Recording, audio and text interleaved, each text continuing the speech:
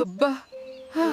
ఆ మామిడి పండు ఎంత బాగుందో, కానీ చేతికి అందట్లేదే. ఓ కోతి బావా, నువ్వు వెతుకుతుంది ఈ పండు కోసమేనా? అవును ఉడత, నాకు చాలా ఆకలిగా ఉంది. ప్లీజ్ అది నాకిస్తావా? ఇస్తాను.